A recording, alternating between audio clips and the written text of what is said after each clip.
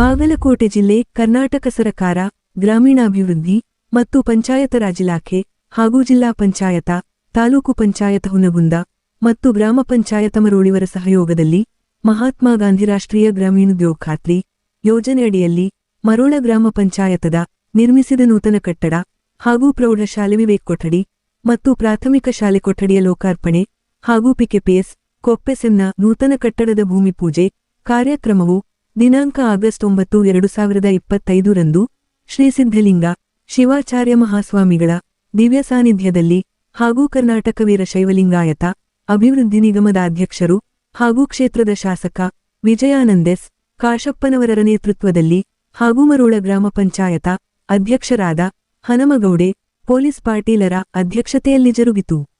ಈ ಕಾರ್ಯಕ್ರಮದಲ್ಲಿ ಶಾಸಕ ಕಾಶಪ್ಪನವರರು ಅದ್ಧೂರಿ ಸ್ವಾಗತದೊಂದಿಗೆ ಲೋಕಾರ್ಪಣೆ ಮತ್ತು ಭೂಮಿ ಪೂಜೆ ಕಾರ್ಯಕ್ರಮ ನಂತರ ಜರುಗಿದ ವೇದಿಕೆ ಕಾರ್ಯಕ್ರಮದಲ್ಲಿ ಪಿಡಿಒ ಎಂಎಸ್ ಚಲವಾದಿರು ಹಾಗೂ ಪಿಕೆಪಿಎಸ್ನ ಅಧ್ಯಕ್ಷರಾದ ಮಹಬೂಬಡೋಣೂರರು ಪ್ರಾಸ್ತಾವಿಕ ಪರ ಹಾಗೂ ಶಾಸಕ ಕಾಶಪ್ಪನವರರು ಉದ್ಘಾಟನೆ ಪರ ಮಾತನಾಡಿ, ಮುಖ್ಯವಾಗಿ ಶಿಕ್ಷಣ, ಆರೋಗ್ಯ, ಮೂಲಭೂತ ಸೌಕರ್ಯ ಹೊಂದಿದ ಗ್ರಾಮವೇ ಗ್ರಾಮಸ್ವರಾಜ್ಯೆನಿಸಿಕೊಳ್ಳುತ್ತದೆ. ಆ ನಿಟ್ಟಿನಲ್ಲಿ ಕಳೆದ 3 ರಿಂದ 4 ವರ್ಷಗಳ ಅವಧಿಯಲ್ಲಿ ಮನರೇಗಾಡಿಯಲ್ಲಿ 15 ನೇ ಹಣಕಾಸು ಯೋಜನೆಯಲ್ಲಿ ಗ್ರಾಮ ಪಂಚಾಯತ ಕಟ್ಟಡ ಲೋಕಾರ್ಪಣೆಗೊಂಡಿದೆ. ಹಾಗಾಗಿ ಸಾರ್ವಜನಿಕರು ಇದರ ಸದುಪಯೋಗ ಪಡೆಯುವಂತೆ ಕರೆ ನೀಡಿದರು. ನಂತರ ಗ್ರಾಮದಲ್ಲಿ ಒಂದೇ ಪಕ್ಷಕ್ಕೆ ಸೀಮಿತರಿದ್ದವರಿಗೆ ಬೆಳೆಸಾಲ ಪಡೆಯುವ ವ್ಯವಸ್ಥೆ ಇತ್ತು. ಆದರೆ 2015 ರಲ್ಲಿ ಶಾಸಕ ಕಾಶಪ್ಪನವರರು ಪ್ರತ್ಯೇಕ ಪಿಕೆಪಿಎಸ್ ಸಂಘವನ್ನು ಸ್ಥಾಪನೆ ಮಾಡಿದ್ದರಿಂದ ಸದ್ಯ ಸಂಘದಲ್ಲಿ 850 ಸದಸ್ಯರು, ಸಾಲಗಾರರ ಸಂಖ್ಯೆ 272 ಹಾಗೂ ಸರಕಾರದ 5,70,00,000 ಸಾಲ ನೀಡಿದ್ದು, ನಂತರ 2 ಬಾರಿ ಸಾಲ ಮನ್ನಾವಾದ ಬಗ್ಗೆ ಪ್ರಸ್ತಾಪಿಸುತ್ತಾ ಕಳೆದ 11 ವರ್ಷಗಳಿಂದ ಬಾಡಿಗೆ ಕಟ್ಟಡದಲ್ಲಿ ಪಿಕೆಪಿಎಸ್ ಸಂಘವು ಕೆಲಸ ನಿರ್ವಹಿಸುತ್ತಿದ್ದು, ಆ ಬೆನ್ನಲೆಯಲ್ಲಿ ಪಡಿತರ ವಿತರಣೆ, ಗೋದಾಮ ವ್ಯವಸ್ಥೆ ಹಾಗೂ ಕಾರ್ಯಾಲಯದ ಅವಶ್ಯಕತೆಯಿದ್ದು ಅದಕ್ಕೆ ಸುಮಾರು 50 ಲಕ್ಷ ರೂಪಾಯಿಗಳ ವೆಚ್ಚ ತಗಲಿದ್ದು ಶಾಸಕರು ಅದನ್ನು ಈಡೇರಿಸಬೇಕೆಂದು ಮನವಿ ಮಾಡಿದರು. ನಂತರ ಶಾಸಕ ಕಾಶಪ್ಪನವರರು ಗ್ರಾಮ ಸ್ವರಾಜ ಕಲ್ಪನೆಯೆಂದರೆ ಮಕ್ಕಳ ಶಿಕ್ಷಣ, ಆರೋಗ್ಯ, ಆರ್ಥಿಕ ಶಕ್ತಿ ನೀಡುವ ಪಿಕೆಪಿಎಸ್ ಹಾಗೂ ಮೂಲಭೂತ ಸೌಕರ್ಯಗಳಿಂದ ಸುಸ್ಥಿರ ಅಭಿವೃದ್ಧಿಯಿಂದ ಕೂಡಿರುತ್ತದೆ ಎಂದರು. ನಂತರ ಈ ಹಿಂದಿನ ಅಧಿಕಾರಾವಧಿಯಲ್ಲಿ ಗ್ರಾಮಾಡಳಿತವು ಕೆಲವು ಪಟ್ಟಭದ್ರ ಹಿತಾಸಕ್ತಿಗಳ ಕಪಿಮುಷ್ಟಿಯಲ್ಲಿ ನಲುಗಿ ಹೋಗಿತ್ತು. ಆದರೆ ಕಾಲಚಕ್ರದ ಚಲನೆಗೆ ತಡೆಯವರ್ಯಾರು ಎಂದು ಪ್ರಶ್ನಿಸುತ್ತಾ ಗ್ರಾಮದಲ್ಲಿ ಹಿಂದಿನ ಅಧಿಕಾರಾವಧಿಯಲ್ಲಿ ಗ್ರಾಮಾಡಳಿತವು ಮೂಲಭೂತ ಸೌಕರ್ಯಗಳಿಂದ ವಂಚಿತವಾಗಿ ಹದಗೆಟ್ಟ ಸ್ಥಿತಿಯಲ್ಲಿತ್ತೆಂದು ಕಿಡಿಕಾರಿದರು. ನಂತರ ಸ್ವತಂತ್ರ ಭಾರತದಲ್ಲಿ ಪ್ರಜಾತಂತ್ರ ವ್ಯವಸ್ಥೆಯು ಯಾರಪ್ಪನ ಸ್ವತ್ತಲ್ಲ, ಯಾರು ಅಂಜುವ ಅವಶ್ಯಕತೆಯಿಲ್ಲೆಂದು ಗುಡಗಿದರು. ನಂತರ ಕಾಂಗ್ರೆಸ್ ಸರಕಾರದ ದಿವಂಗತ ಪ್ರಧಾನಿ ಡಾ. ಮನಮೋಹನ ಸಿಂಗರ ಉದ್ಯೋಗ ಖಾತ್ರಿ, ಆಹಾರ ಭದ್ರತೆ, ಶ್ರೀಮತಿ ಇಂದಿರಾ ಗಾಂಧಿಯವರ ಉಳುವವನೆ ಭೂಡೆಯ ಬ್ಯಾಂಕುಗಳ ರಾಷ್ಟ್ರೀಕರಣ, ನಂತರ ಪ್ರಸ್ತುತ ಸಿದ್ದರಾಮಯ್ಯನವರ ನೇತೃತ್ವದ ಸರಕಾರದಲ್ಲಿ ಪ್ರತಿ ಗ್ರಾಮ ಪಂಚಾಯತಿಗೆ 50, 60, 70 ಸೂರು ಕಲ್ಪಿಸುವಿಕೆ, 5 ಗ್ಯಾರಂಟಿಗಳು, ನಂತರ ಮರೋಳ ಗ್ರಾಮದ ವಸತಿ ಪ್ರೌಢಶಾಲೆಯ ಪರಿಶಿಷ್ಟ ಜಾತಿ ಮತ್ತು ಪರಿಶಿಷ್ಟ ಪಂಗಡದ 2 ಕೋಟಿ ವೆಚ್ಚದಲ್ಲಿ ವಸತಿ ನಿಲಯ ಸ್ಥಾಪನೆ ಸೇರಿ 10 ಹಲವು ಅಭಿವೃದ್ಧಿಪಡಿಸಿದ್ದನ್ನು ಪ್ರಸ್ತಾಪಿಸುತ್ತಾ ಅಭಿವೃದ್ಧಿ ಎಂದರೆ ಕಾಂಗ್ರೆಸ್ ಪಕ್ಷವಾಗಿದನ್ನು ಜನತೆ ಮರೆಯಬಾರದೆಂದು ಕಿವಿಮಾತು ಹೇಳಿದರು. ನಂತರ ಗ್ರಾಮ ಪಂಚಾಯತಿ, ಪ್ರೌಢ ಮತ್ತು ಪ್ರಾಥಮಿಕ ಶಾಲೆ, ಉರ್ದು ಶಾಲೆ ಹಾಗೂ ಪಿಕೆಪಿಎಸ್ ಸಂಘದವರು ಸೇರಿ ಇತರೆ ಗ್ರಾಮಸ್ಥರು ವಿವಿಧ ಮೂಲ ಸೌಕರ್ಯಕ್ಕೆ ಬೇಡಿಕೆಯ ಸಲ್ಲಿಸಿದ ಅರ್ಜಿಯನ್ನು ಸ್ವೀಕರಿಸಿ ತ್ವರಿತವಾಗಿ ಅಭಿವೃದ್ಧಿಪಡಿಸುವುದಾಗಿ ಭರವಸೆ ನೀಡಿದರು. ಈ ಕಾರ್ಯಕ್ರಮದಲ್ಲಿ ಸಮಾಜ ಸೇವಕ ಮಂಜುನಾಥ್ ಲೋಕಾಪುರರು ನಿರೂಪಿಸಿದರೆ ಮುಖಂಡರಾದ ಮಹಾಂತೇಶ ಎಸ್. ಕಾಶಪ್ಪನವರ ಉಪಾಧ್ಯಕ್ಷರಾದ ಶ್ರೀಮತಿ ಪ್ರೇಮಯ್ಯಮಂಬಿಗೇರ ಹಾಗೂ ಸದಸ್ಯರಾದ ಗುರುರಾಜ ಮಾಟಲದಿನ್ನಿ, ಪರಶುರಾಮ ವಾಯವಡ್ಡರ, ಶ್ರೀಮತಿ ದ್ಯಾಮವಡ್ಡರ, ಶ್ರೀಮತಿ ರೇಣುಕಾಯಸ್ಲಾಯದಗುಂದಿ, ಆನಂದಗೌಡಗೌಡರ ಸೇರಿ ಸರ್ವ ಸದಸ್ಯರು ಹಾಗೂ ತಾಲೂಕ ಪಂಚಾಯತ ಕಾರ್ಯನಿರ್ವಾಹಕರಾದ ಮುರಳಿದೇಶಪಾಂಡೆ, ಜಿಲ್ಲಾ ಪಂಚಾಯತ ಅಭಿಯಂತರರಾದ ಕೃಷ್ಣರಾವನಾಯಕರು ಸೇರಿ ಇತರರು ವೇದಿಕೆ ಅಲಂಕರಿಸಿದರೆ, ಗ್ರಾಮ ಪಂಚಾಯತ ಕಾರ್ಯದರ್ಶಿಗಳಾದ ವಿಜಯಕುಮಾರ ಬದಾಮಿ ಹಾಗೂ ಸಮಸ್ತ ಸಿಬ್ಬಂದಿಗಳು ಹಾಗೂ ಪಿಕೆಪಿಎಸ್ ಪದಾಧಿಕಾರಿಗಳು, ಮರೋಳ ಗ್ರಾಮ ಹಾಗೂ ಗ್ರಾಮ ಪಂಚಾಯತಿ ವ್ಯಾಪ್ತಿಯ ಎಲ್ಲ ಗ್ರಾಮಗಳ ಗುರು ಹಿರಿಯರು ಉಪಸ್ಥಿತರಿದ್ದರು. ಲೋಕನಾಯಕ ಕನ್ನಡ ನ್ಯೂಸ್ ಬ್ಯೂರೋ ರಿಪೋರ್ಟ್ ಮರೋಳ.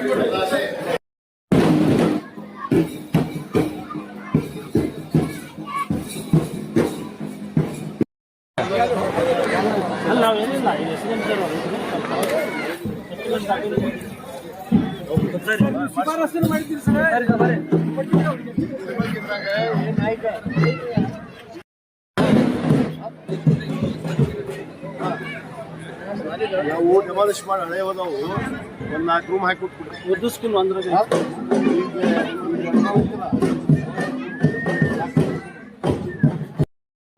ಕಾರ್ಯಕ್ರಮವನ್ನು ಉದ್ಘಾಟಿಸಿ ಸ್ವಾಗತ.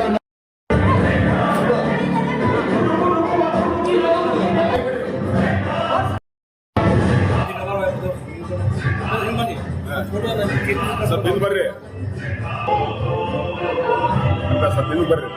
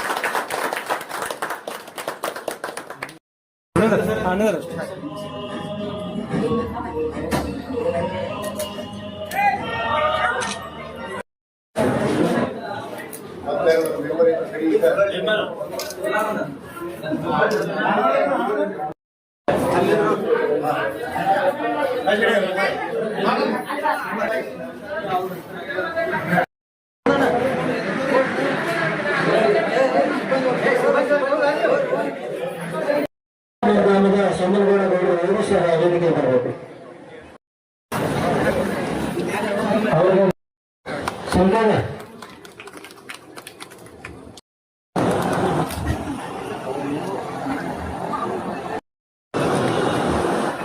ಅದೇ ರೀತಿ ಸನ್ಮಾನ್ಯ ಶ್ರೀ ಮಾಂತೇಶ್ ಅದೇ ರೀತಿಯಾಗಿ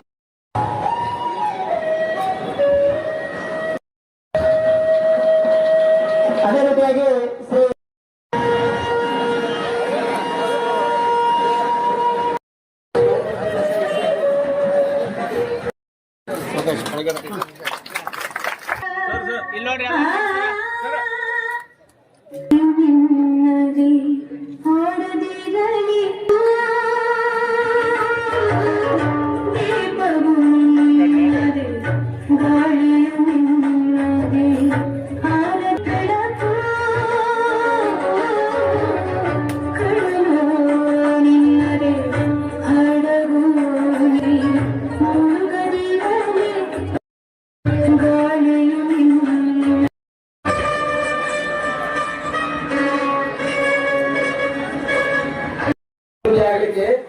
ಮುಖ್ಯವಾಗಿ ನಮ್ಮ ಗ್ರಾಮಕ್ಕೆ ಬೇಕಾಗಿರತಕ್ಕಂಥದ್ದು ಮೂಲಭೂತ ಸೌಲಭ್ಯ, ಶಿಕ್ಷಣ ಮತ್ತು ಆರೋಗ್ಯ. ಇವು ನಮ್ಮ ಊರು ಬೆಳವಣಿಗೆ ಆಗ್ಲಿಕ್ಕೆ ಈ ಮೂರು ಇದ್ರೆ ಆ ಊರಿನ ಗುಣಮಟ್ಟ ಮತ್ತು ಆ ಊರಿನ ಕಲ್ಚರ್ ಏನಿದೆಯಲ್ಲ ಅದನ್ನ ನಾವು ಅಳಿಬಹುದಾಗೈತಿ. ಈ ಗ್ರಾಮ ಪಂಚಾಯಿತಿ ಇಂದ ಮೂಲಭೂತ ಸೌಲಭ್ಯಗಳು ಸಾಕಷ್ಟು ಪ್ರಮಾಣದಲ್ಲಿ ದೊರೆಯಬೇಕಾಗೈತಿ. ಹಾಗಾಗಿ ನಾವು ಸುಮಾರು 3-4 ವರ್ಷಗಳಿಂದ ಮಹಾತ್ಮ ಗಾಂಧಿ ರಾಷ್ಟ್ರೀಯ ಗ್ರಾಮೀಣ ಉದ್ಯೋಗ ಖಾತ್ರಿ ಯೋಜನೆ ಹಾಗೂ 15ನೇ ಹಣಕಾಸು ಯೋಜನೆಯಲ್ಲಿ ಈ ನೂತನ ಗ್ರಾಮ ಪಂಚಾಯಿತಿ ಕಟ್ಟಡವನ್ನ ನಾವು ಲೋಕಾರ್ಪಣೆ ಮಾಡ್ತಾ ಇದ್ದೀವಿ. ಈ ಕಟ್ಟಡದಿಂದ ಸಾರ್ವಜನಿಕರಿಗೆ ಎಲ್ಲ ರೀತಿಯ ಸೌಲಭ್ಯಗಳು ಸ್ಥಳೀಯ ಮಟ್ಟದಲ್ಲೇ ಸಿಗ್ಲಿಕ್ಕೆ ನಾವೆಲ್ಲಾ ರೀತಿಯ ಸೌಲಭ್ಯಗಳನ್ನ ನಾವು ಹಮ್ಮಿಕೊಂಡಿದ್ದೀವಿ. ಗ್ರಾಮಸ್ಥರು ಶಿಕ್ಷಣ ಮತ್ತು ಆರೋಗ್ಯಕ್ಕೆ ಮತ್ತು ಅದೇ ರೀತಿಯಾಗಿ ಗ್ರಾಮ ಪಂಚಾಯತಿಯಿಂದ ಸಿಗುವ ಎಲ್ಲ ಸೌಲಭ್ಯಗಳನ್ನ ಪಡೆದುಕೊಳ್ಳಬೇಕಂತ ಹೇಳಿ ನನ್ನ 2 ಮಾತುಗಳನ್ನು ಮುಗಿಸ್ತಾ ಇದ್ದೇನೆ. ಮೂಡಿಸ್ಕೊಂಡು ನಮ್ಮ ಮನೆಯೇ ಅದು ಅಂತ ಹೇಳಿ ತಿಳ್ಕೊಂಡು ನಾವು ನಡೆದಾಗ ಮಾತ್ರ ಅಂತ ಗಣ್ಯಮಾನ್ಯರು ಮಾಡಿ ಬಂದು ನಮಗೆ ಮಾಡಿಕೊಟ್ಟದ್ದು ಸಾರ್ಥಕ ಆಗುತ್ತೆ. ನಾವೇನ್ ಮಾಡ್ತೀವಿ, ನಮ್ಮ ಮನೆ ಮುಂದಲ್ಲ ಅಂಗಳದ ಕಸರ ನಾವು ಹೊಡಿಯೋಲ್ಲ, ಪಂಚಾಯತ್ ಏನ್ ಬಿಡ್ಲಿ ಅಂತ ಹೇಳಂತಂದು ಏನೇನಾರ ಅಸಡ್ಡೆತನ ಮಾಡಿದ್ರ ಅದು ಉಪಯೋಗ ಅಲ್ಲ. ಯಾಕಂದ್ರೆ ನಮ್ಗೆ ಇವತ್ತಿನ ಸರ್ಕಾರದ ಒಂದು ವ್ಯವಸ್ಥೆಯೊಳಗೆ ಏನಾಗೈತಿ ಅಂದ್ರೆ, ಏನಾದ್ರೂ ಒಂದು ಜನನ ಮರಣದ ದಾಖಲೆ ಬೇಕಾದ್ರೂ ಪಂಚಾಯತಿನ ಬೇಕು, ಒಂದು ನಮ್ಗೆ ಗುರುತಿನ ಚೀಟಿ ಬೇಕಾದ್ರೂ ಪಂಚಾಯತಿನ ಬೇಕು. ಎಲ್ಲದಕ್ಕೂ ಏನದಾರ ಇನ್ನ ಪಂಚಾಯತಿನ ನಮಗೆ ಕಡ್ಡಾಯವಾಗಿ ಮಾಡೈತಿ. ಅದಕ್ಕೆ ನಮ್ಮಲ್ಲಿ ಏನೊಂದು ಭಾವನೆ ಬರಬೇಕು, ಅರಿವು ಬರಬೇಕು ಅಂದ್ರೆ, ಇನ್ನು ಮುಂದಿನ ಗ್ರಾಮ ಪಂಚಾಯಿತಿ ಸರ್ಕಾರದ ಎಲ್ಲ ಇಲಾಖೆಯ ಮುಖ್ಯ ವಾಹಿನಿ ಎನ್ನುವಂತ ಅರಿವು ಈ ಪಂಚಾಯತಿ ವ್ಯಾಪ್ತಿಯಲ್ಲಿ ಬರುವಂತಹ ಪ್ರತಿಯೊಬ್ಬ ನಾಗರಿಕನಿಗೆ ಬಂದಾಗ ಅದು ಪಂಚಾಯತಿಯಿಂದ ಗಣ್ಯಮಾನ್ಯರು ಬಂದು ಹೊಸ ಕಟ್ಟಡ. ಇದು 4ನೇ ಕಾರ್ಯಕ್ರಮ. ಮೊದಲನೇದಾಗಿ ಪ್ರೌಢಶಾಲೆಯ ನೂತನ ಕಟ್ಟಡದ ಉದ್ಘಾಟನಾ ಕಾರ್ಯಕ್ರಮ ನೆರವೇರಿಸಿದರು. ತದನಂತರ ನಾವು PKPS ಒಂದು ಕೊಪ್ಪ SM ಅಡಿಗಲ್ಲು ಸಮಾರಂಭವನ್ನು ನೆರವೇರಿಸಿದರು. 3ನೇದಾಗಿ ಪ್ರಾಥಮಿಕ ಶಾಲೆಯ ಕೊಠಡಿಯ ಉದ್ಘಾಟನಾ ಕಾರ್ಯಕ್ರಮವನ್ನು ನೆರವೇರಿಸಿ, ತದನಂತರ ಕೊನೆಯದಾಗಿ ಇವತ್ತು ಈ ಒಂದು ಗ್ರಾಮ ಸಭಾ ಅಂದ್ರೆ ಸ್ಥಳೀಯ ಸರ್ಕಾರದ ಕೇಂದ್ರ ಬಿಂದು ಆಗಿರ್ತಕ್ಕಂಥ ಗ್ರಾಮ ಪಂಚಾಯತಿಯ ನೂತನ ಕಟ್ಟಡವನ್ನ ಉದ್ಘಾಟನೆ ನೆರವೇರಿಸಿ ಬಂದಿರತಕ್ಕಂಥ ಅವರಿಗೆ ನಮ್ಮ ಗ್ರಾಮದ ಪರವಾಗಿ ಹಾಗೂ ವೈಯಕ್ತಿಕವಾಗಿ ತುಂಬು ಹೃದಯದ ಅಭಿನಂದನೆಗಳನ್ನ ಸಲ್ಲಿಸಲಿಕ್ಕೆ ಒಂದೆರಡು ವಿಚಾರಗಳನ್ನ ಹೇಳಲಿಕ್ಕೆ ಇಷ್ಟಪಡ್ತಾ ಇದ್ದೇನೆ. ಈಗಾಗಲೇ ತಮಗೆಲ್ಲರಿಗೂ ಗೊತ್ತಿರುವ ಹಾಗೆ ನಮ್ಮ ಗ್ರಾಮದಲ್ಲಿ ಒಂದು ಪಕ್ಷದಕ್ಕೆ ಸೀಮಿತವಾಗಿರ್ತಕ್ಕಂಥ ಜನರಿಗೆ ಸಾಲನೆ ಸಿಗಲಾರದಂತ ಪರಿಸ್ಥಿತಿ ಒಳಗ ನಾವು 2015 ಸಾಹೇಬರು ನಮಗೆ ಕೈ ಜೋಡಿಸಿ ಅವರ ಅಮೃತ ಹಸ್ತದಿಂದ ಅವತ್ತು ಉದ್ಘಾಟನೆಯನ್ನು ಮಾಡಿದ್ರು. PKPS ಅನ್ನ ಉದ್ಘಾಟನೆ ಮಾಡಿದ್ರು.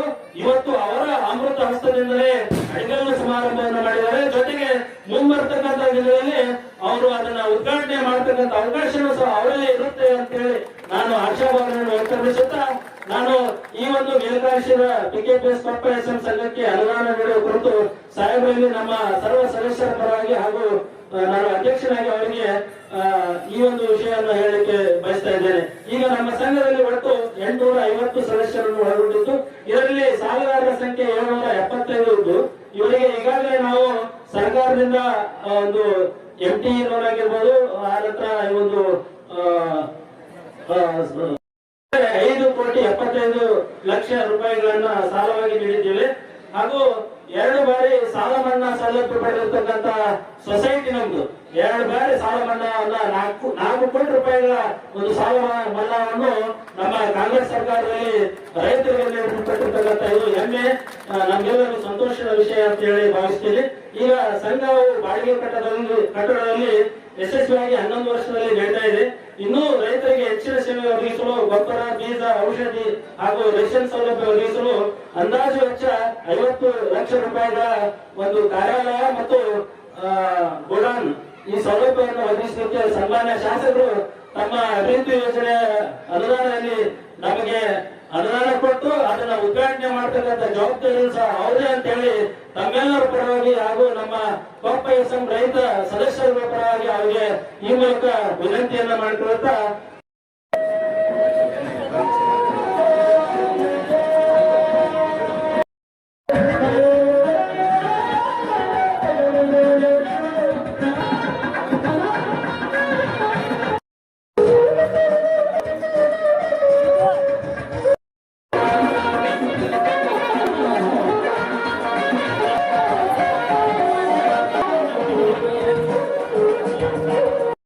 ರಾಜ್ಯನವರಿಗೆ ಹಾಗೂ ನಮ್ಮ ಜನಪ್ರಿಯ ಶಾಸಕರಾಗಿರ್ತಕ್ಕಂಥ ಕಾರ್ಯಕ್ರಮವನ್ನು ಯಶಸ್ವಿ ಮಾಡಬೇಕಂತ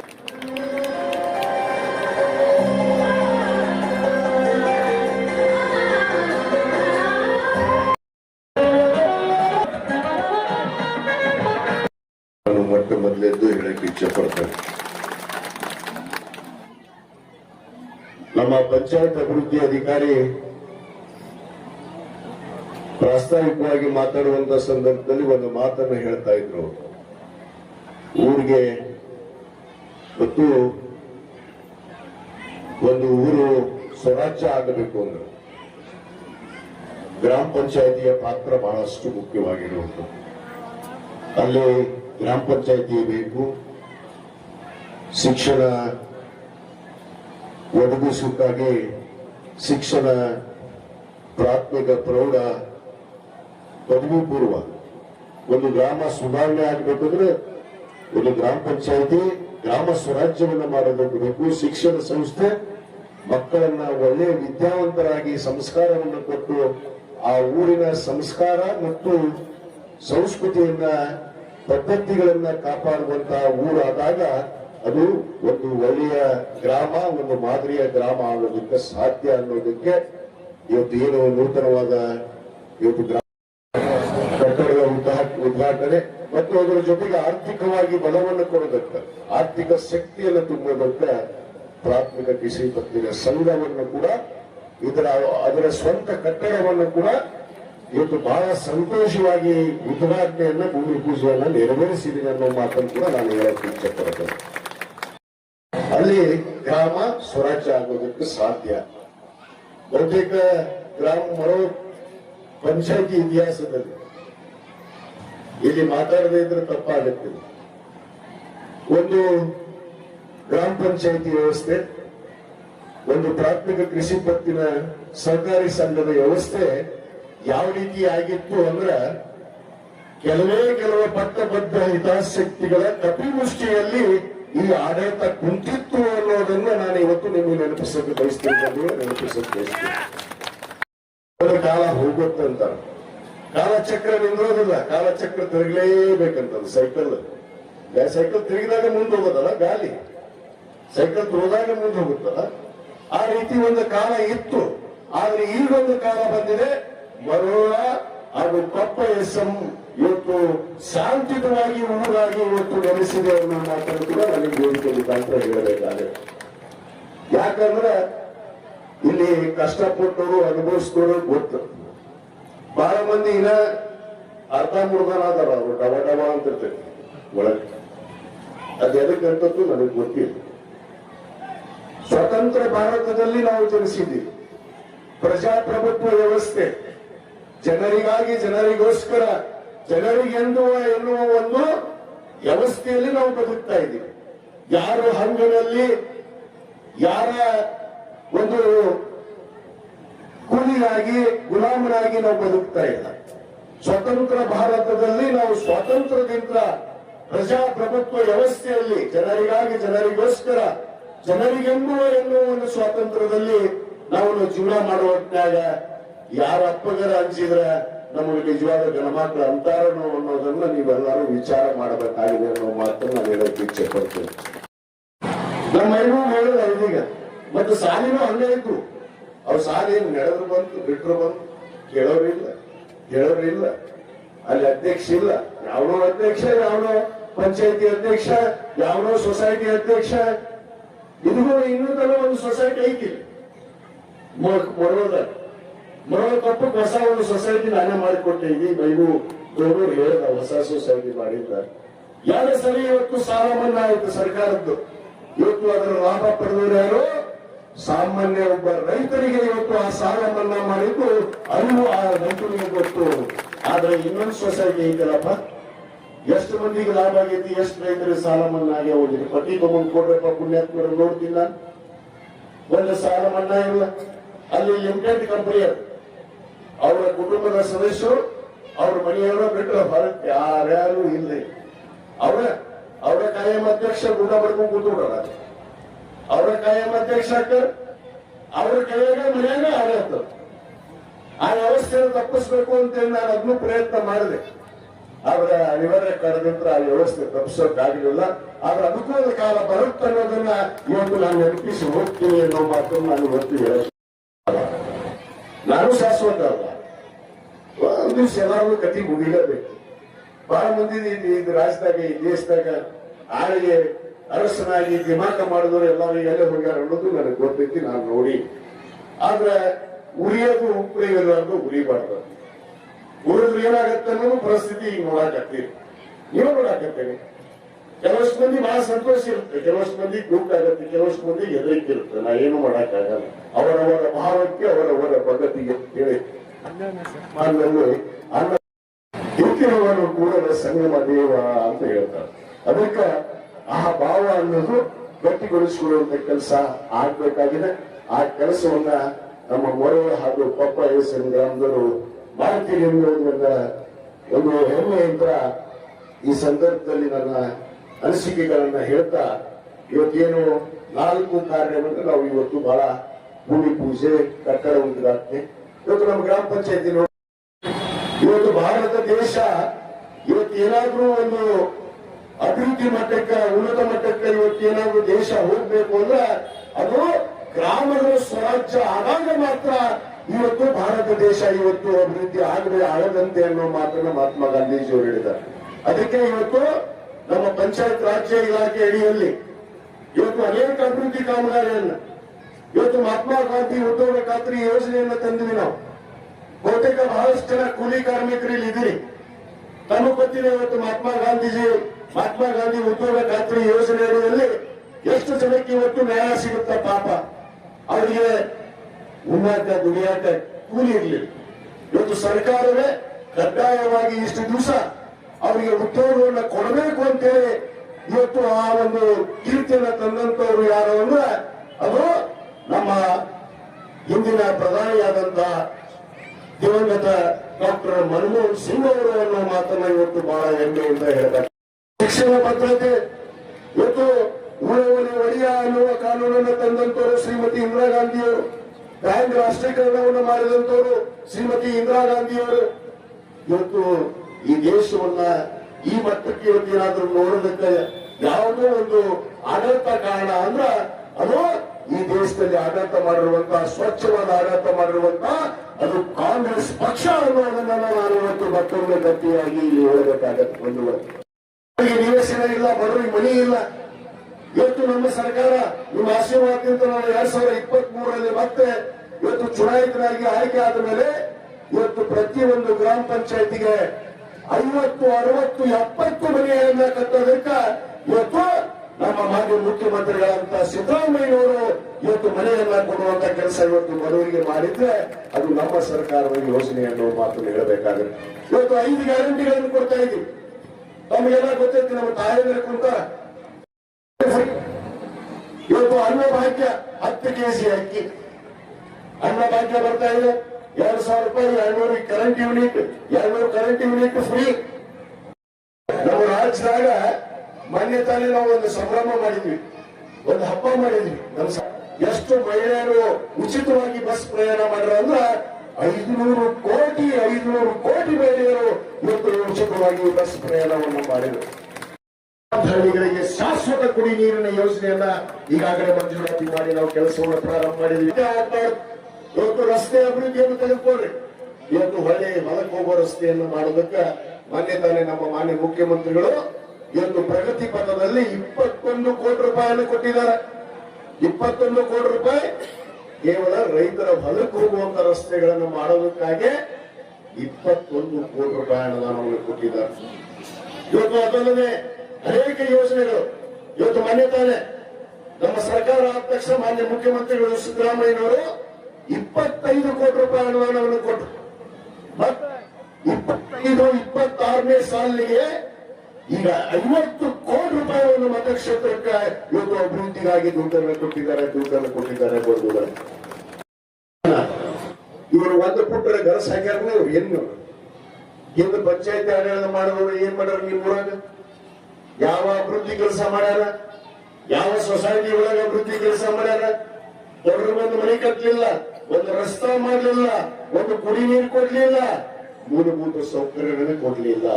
ಆದ್ರೆ ಇವತ್ತು ನಿಮ್ಮ ಆಶೀರ್ವಾದದಿಂದ ಇವತ್ತೇನು ರಾಜ್ಯದಲ್ಲಿ ಬಂದಂತ ಸನ್ಮಾನ್ಯ ಸಿದ್ದರಾಮಯ್ಯ ಸಾಹೇಬರ ಸರ್ಕಾರ ನಾವು ಸರ್ವಾಂಗೀಣ ಅಭಿವೃದ್ಧಿಗೆ ಇವತ್ತು ಬದ್ಧರಾಗಿ ಇವತ್ತು ದುಡಿತಾ ಇದ್ದೀವಿ ಅನ್ನೋ ಮಾತನ್ನು ಕೂಡ ನಾನು ಗಟ್ಟಿಯಾಗಿ ಈ ಸಂದರ್ಭದಲ್ಲಿ ಹೇಳಬೇಕು.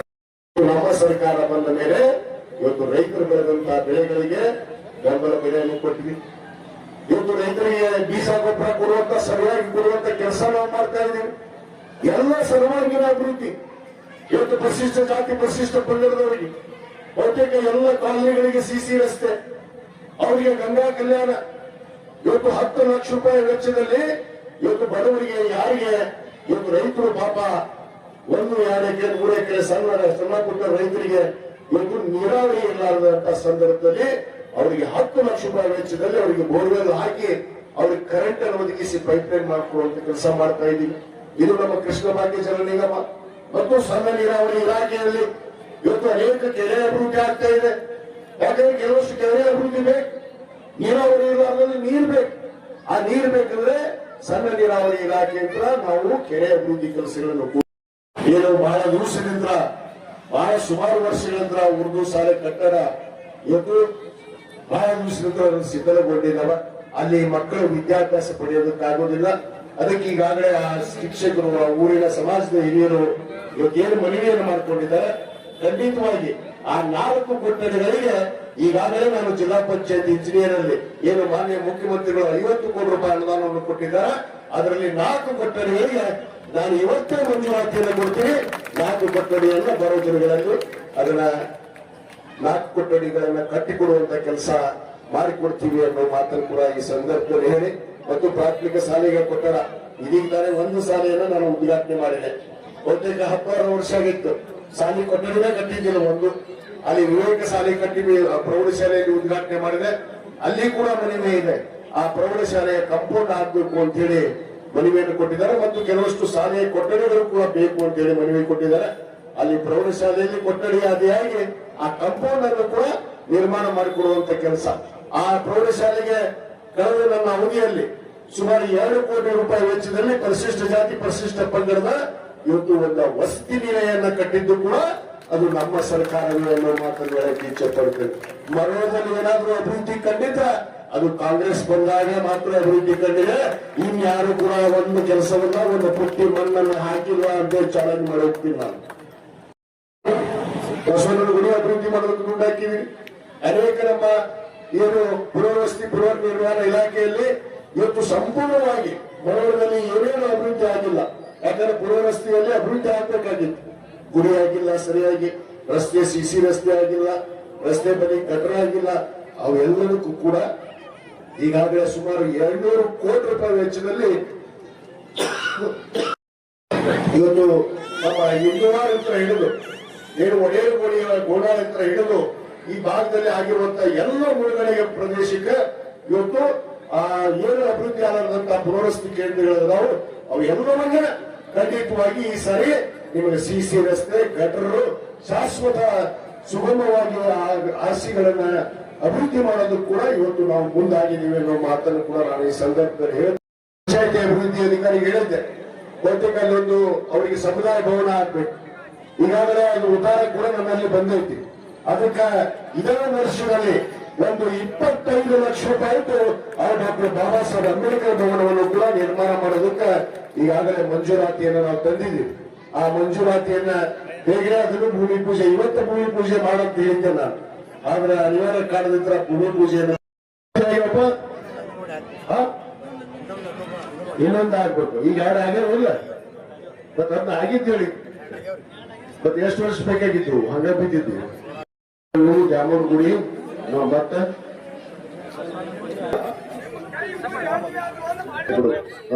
ಅದು ಹೇಳಿದ್ ನಾನು ಆಲ್ರೆಡಿ. ಏನು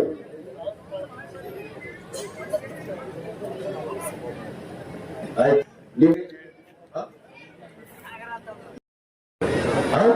ಇವತ್ತು ನೀರು ಬರಾಕತ್ತಾವೇನು ಊರಾಗ ಬರ್ತಾವ 24/7 ನೋಡ್ಬೇಕಲ್ಲ ಮಂದಿಗೆ ಐತಿ ಅನ್ನೋದನ್ನ ನೋಡ್ಬೇಕು. ಯಾಕಂದ್ರೆ ಇತಿಹಾಸ ತೆಗೆದು ನೋಡ್ಬೇಕು, ನೋಡುವಾಗ ಗೊತ್ತಾಗುತ್ತೆ. ಕೇವಲ ಅಧಿಕಾರವನ್ನ ಆಡಳಿತ ಮಾಡೋದಷ್ಟೇ ಅಲ್ಲ, ಅದ್ರ ಜೊತೆಗೆ ಪ್ರತಿಯೊಬ್ಬ ಪ್ರಜೆ ಇವತ್ತು ಸುಖ ಶಾಂತಿ ನೆಮ್ಮದಿಯಿಂದ ಇದ್ದಾಗ ಅದು ನಿಜವಾದ ಆಡಳಿತ ಮಾಡದಂಗ ಅನ್ನೋದನ್ನ ನೀವು ನೆನಪಿಟ್ಬೋದು. ಇಲ್ಲ ನನಗೆ ನಂದು ಏನಿದ್ರು ಒಂದು ತೋರಿಸೋದು ಒಳ್ಳೆ ಕೆಲಸ. ನಾವೇನಿದ್ರು ನಾವ್ ಏನ್ ಮಾಡ್ಬೇಕಂತಂದ್ವಿ ಅಭಿವೃದ್ಧಿ ಮಾಡಿ ತೋರಿಸೋದೇ ನಮ್ಮ ಗುರಿ. ಯಾವ್ದು ಬೇರೆ ಏನ್ ದೊಡ್ಡಸಿಗೆ ಆಗ್ಬೇಕಾಗಿಲ್ಲ. ನಾವು ಏನ್ ಹಾರ ಹಾಕೋದಿಲ್ಲ, ಏನ್ ಕಿರೀಟನೂ ಕೊಡೋದಿಲ್ಲ. ಇದ್ರ ಅವ್ರ ಮನೆಯಾಗಿರ್ತಾರ, ಇದ್ರ ಅವ್ರ ಮನೆಯಾಗಿರ್ತಾರ. ನಮಗೇನು ಸಂಬಂಧ ಇಲ್ಲ. ನಮಗ ಅಭಿವೃದ್ಧಿ ಏನ್ ನೀವು ಕೇಳ್ತೀರಿ ಆ ಅಭಿವೃದ್ಧಿಯನ್ನ ಮಾಡಿಕೊಡುವಂತ ಕೆಲಸ ನಾವು ಖಂಡಿತವಾಗಿ ಮಾಡ್ತೀವಿ ಅನ್ನೋ ಮಾತನ್ನ ಈ ಸಂದರ್ಭದಲ್ಲಿ ಹೇಳ್ತಾ 10 ಲಕ್ಷ ರೂಪಾಯಿಯನ್ನ ನಾನು ಕೊಡೋದಕ್ಕೆ ಮೊದಲನೇ ತಾರೀಕು ಘೋಷಣೆ ಮಾಡ್ತೀನಿ. ಧನ್ಯವಾದ. ಎರಡು ಕೈ ಇರ್ತದ, ಎರಡು ಕಾಲು ಇರ್ತದ. ಭಗವಂತ ಕೊಟ್ಟಿರ್ತಕ್ಕಂಥದ್ದು ಒಂದು ಬಾಯಿ, ಎರಡು ಕಾಲು, ಎರಡು ಕೈಗಳನ್ನ ಯಾಕೆ ಕೊಟ್ಟಾನ ಅಂತಂದ್ರ ಒಮ್ಮೆ ಮಾತನಾಡಿದ್ದನ್ನ ಎರಡು ಪಟ್ಟು ಕೆಲಸ ಮಾಡಿ ತೋರಿಸ್ಬೇಕಂತ ಕೈಗಳಿಂದ. ಎರಡು ಪಟ್ಟು ನೆಡಬೇಕು ಅಂತ ತಿಳ್ಕೊಂಡು ಎರಡು ಕಾಲುಗಳನ್ನ ಕೊಟ್ಟಿದಾನಂತ. ಆ ದಿಶೆಯೊಳಗ ಸನ್ಮಾನ್ಯ ವಿಜಯಾನಂದ ಕಾಶ್ಯಪ್ನವರು ಮರೋಳ ಗ್ರಾಮದಲ್ಲಿ ಬಹಳಷ್ಟು ಅಭಿವೃದ್ಧಿ ಪರವಾಗಿರ್ತಕ್ಕಂಥ ಕಾರ್ಯಗಳನ್ನ ಮಾಡುವುದರ ಮುಖಾಂತರ ನಿಮ್ಮೆಲ್ಲರ ಮನಸ್ಸನ್ನ ಗೆದ್ದಿದ್ದಾರೆ ಅನ್ನುವಂತ ಮಾತುಗಳನ್ನ ನಾವು ಅರ್ಥ ಮಾಡ್ಕೋಬೇಕು. ಇವತ್ತು ಇಷ್ಟೆಲ್ಲ ಅನುದಾನಗಳನ್ನ ತಂದು ಕಟ್ಟಡವನ್ನ ಉದ್ಘಾಟನೆ ಮಾಡ್ತಾರ ಅಂತಂದ್ರ ಬಹುಶಃ ಅದು ಹಂಗ ಬರುದಿಲ್ಲ. ಅಲ್ಲಿ ಬೆಂಗಳೂರಾಗ ಹೋಗಿ ಎಲ್ಲಾ ಅಧಿಕಾರಿ ಹತ್ರ ಹೋಗಿ ಭೇಟಿಯಾಗಿ ಅವನ ಹಣಗಳನ್ನ ತೆಗೆದುಕೊಂಡು ಬಂದು ಎಲ್ಲ ಗ್ರಾಮಗಳಿಗೆ ಮುಟ್ಟಿಸ್ತಕ್ಕಂಥ ಕೆಲಸ ಒಬ್ಬ ಜವಾಬ್ದಾರಿಯುತವಾಗಿರ್ತಕ್ಕಂಥ ಶಾಸಕರು ಈ ಎಲ್ಲ ಕಾರ್ಯಗಳನ್ನ ಮಾಡ್ತಾರ ಅಂತ ತಿಳ್ಕೊಂಡು ಇಷ್ಟು ಅಭಿವೃದ್ಧಿ ಪರವಾಗಿರ್ತಕ್ಕಂಥ ಕೆಲಸಗಳು ನಡೆಯಲಿಕ್ಕೆ ಸಾಧ್ಯ ಆಗ್ತಾ ಇದ್ದಾವೆ. ಒಳಗ ಅವರು ಬಹಳಷ್ಟು ನಮ್ಮ ಜನಗಳನ್ನ ಹಂಚಿಕೊಳ್ಳುವುದರ ಮುಖಾಂತರವಾಗಿ ನೇರವಾಗಿ ಮಾತನಾಡುವುದರಿಂದ ಬಹಳಷ್ಟು ಅಭಿವೃದ್ಧಿ ಪರವಾಗಿರ್ತಕ್ಕಂಥ ಕೆಲಸಗಳನ್ನು ಮಾಡ್ತಾರೆ ಅನ್ನುವಂತ ಮಾತುಗಳನ್ನ ಅರ್ಥ.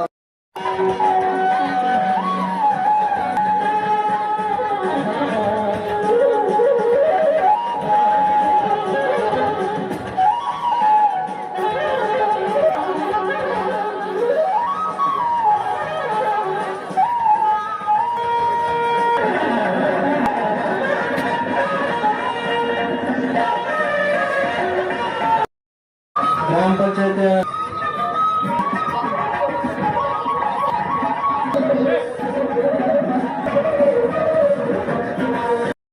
ಈ ಒಂದು ಕಾರ್ಯಕ್ರಮ ಯಶಸ್ವಿ ಆಗಲಿ ಎಂದು ನಾವೆಲ್ಲರೂ ಈ ಒಂದು ನಾಡಗೀತೆಯನ್ನ ಶುರು ಮಾಡ್ತಾ ಇದ್ದೀವಿ. ಹಾಗಾಗಿ ಎಲ್ಲರೂ ಎದ್ದು ನಿಂತು ಈ ಒಂದು ನಾಡಗೀತೆಗೆ ಗೌರವ ಕೊಡ್ಬೇಕಂತ ಎಲ್ಲರೂ ಕೇಳ್ಕೊತಾರೆ.